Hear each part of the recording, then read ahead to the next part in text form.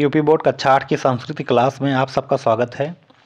हम लोग आज यहाँ पे पंचमा पाठा का हिंदी अनुवाद देखेंगे। तो पंचमा पाठा है अस्फुट पद्यायन, मतलब अस्फुट पद। तो चलिए इसका पहला श्लोक देखते हैं।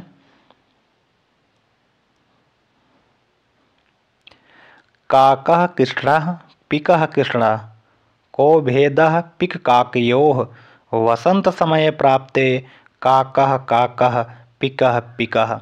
तो काकः कृष्णः, काका कौवा कृष्णः काला, पिकः कोयल कृष्णः काला, को क्या भेदः भेद है, पिक कोयल काकयो कव्य में। तो कौवा काला होता है, कोयल काली होती है, तो कोयल और कौवे में क्या भेद होता है?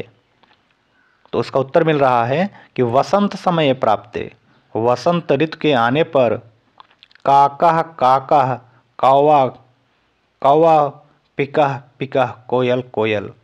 तो इसका पूरा अर्थ भावार्थ होगा कि बसंत समय के आने पर कौवा कौवा होता है, कोयल कोयल होती है। तो इसका पहले हम एक बार पूरा अर्थ देखते हैं, फिर बताते हैं कि यह ऐसा क्यों लिखा गया है। तो कौवा काला होता है, कोयल काली होती है, तो कोयल कौवे में क्या भेद? बसंत समय के आने पर कौवा कौवा होता है, कोयल कोयल होती है। तो इसका भावार्थ है कि जैसे कोयल भी काली होती है, कौवा भी काला होता है, तो दोनों में क्या अंतर है, यही पूछा जा रहा है। तो लेकिन कह रहा है जब बसंत समय आता है तो जो है कोयल कितना प्यार से कूजती है, सब लोग उससे प्यार करते हैं, उसकी नकल करते हैं, उसकी आवाज़ मीठी लगती है। लेकिन कौवा काँव काँव करता है और लोग उसको भगा देते हैं। तो यही अर्थ का अंदर है कि जो है दोनों भले ही काले होते हैं, लेकिन दोनों के गुण अलग अलग हो जाते हैं जब बसंत ऋतु आती है। तो अगला देखते हैं, दूसरा।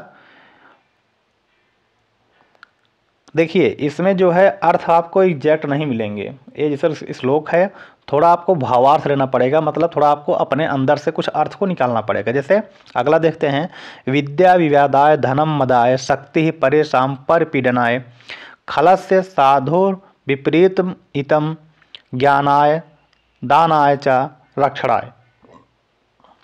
तो विद्या विवादाय, विद्या विवाद के लिए, धनम मदाय, धन मद के लिए, शक्ति परेशान पर पीड़नम, शक्ति परेशान दूसरों को, पर पीड़नाय पीड़ा पहुंचाने के लिए, शक्ति दूसरों को पीड़ा पहुंचाने के लिए, खलस्य दुष्ट की। तो इसका अर्थ जो है यहाँ तक होगा एक बार में। देखिए यहाँ तक खलस्य मतलब दुष्ट की विद्या विवाद के लिए, धन घमंड के लिए, शक्ति दूसरों को पीड़ा पहुंचाने के लिए होती है। और अगली लाइन का अर्थ सिर्फ इतना होगा, तो साधो विपरीतम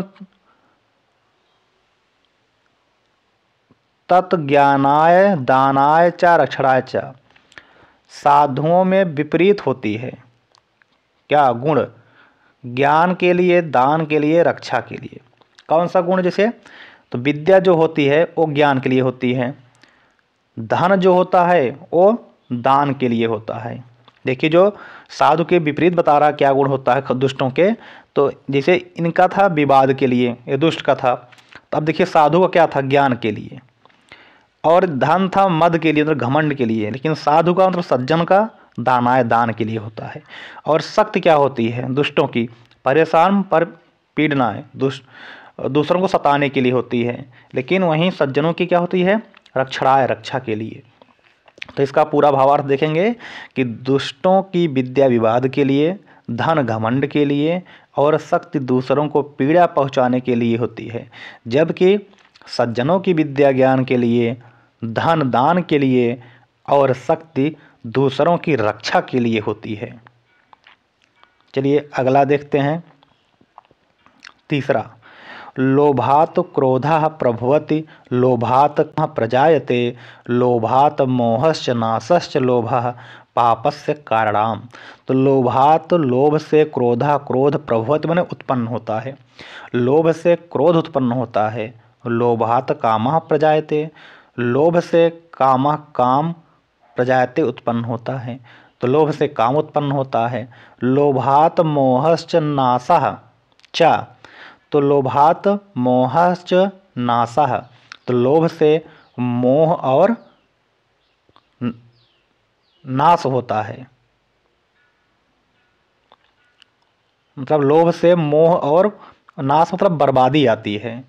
च और लोभा पापस्य कारणम, लोभा लोभ, पापस्य पाप का, कारणम कारण है, लोभ पाप का कारण है। तो इसका पूरा अर्थ होगा कि लोभ से क्रोध उत्पन्न होता है, लोभ से काम उत्पन्न होता है, लोभ से मोह और बर्बादी आती है, और लोभ ही पाप का कारण है। चलिए चौथा देखते हैं। वदनम प्रसाद सदनम सदयम हृदय साधुम चो वाचः करणम परोपकरणम एसाम केसाम न ते वंद्याः। वदनम वाणी, प्रसाद सदनम, प्रसाद में खुशी, सदनम इस घर,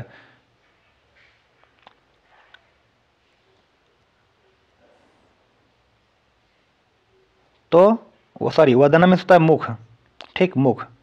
तो जिनके मुख खुशी के घर हैं, सदयम हृदयम, जिनका हृदय दयावान है, सुधामुचो, अमृत की वर्षा, वाचम इस वाणी, तो जिनकी वाणी अमृत के समान है, करणम परोपकरणम, जिनका कार्य परोपकार के लिए है, एसाम जिनका, केसाम ना ते वंद्या कैसे ना नहीं ते वे वंद्या पूजनीय हैं। खुशी का घर है, जिनका हृदय दयावान है, जिनकी वाणी अमृत के समान है, जिनका कार्य परोपकार करना है, वे कैसे वंदनीय नहीं हैं, अर्थात वे सब जगह वंदनीय हैं।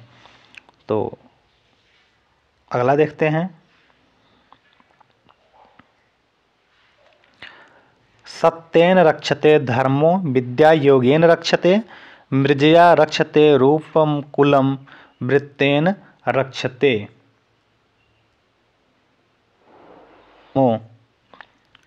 तो सत्य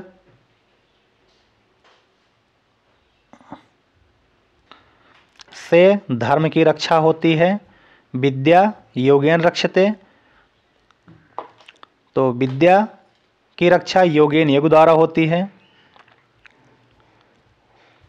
मृजया रक्षते रूपम, रक्षते रूपम, मृजया मतलब साफ सफाई से, रक्षते में रक्षा होती है रूपम रूप की, तो साफ सफाई से रूप की रक्षा होती है। कुलम वृत्तेन रक्षते, और कुल की रक्षा वृत्तेन मतलब चरित्र के द्वारा होती है। तो अर्थात यहाँ फिर देखते हैं, धर्म की रक्षा सत्य के द्वारा होती है, विद्या की रक्षा योगी के द्वारा होती है, रूप की रक्षा साफ सफाई से होती है, और कुल की रक्षा चरित्र के द्वारा होती है। तो इस तरह से ये अस्फुट पद्यानि पाठ जो है समाप्त हुआ। वीडियो को लाइक करिएगा, वीडियो को शेयर करिएगा और चैनल को सब्सक्राइब करिएगा। Thank you.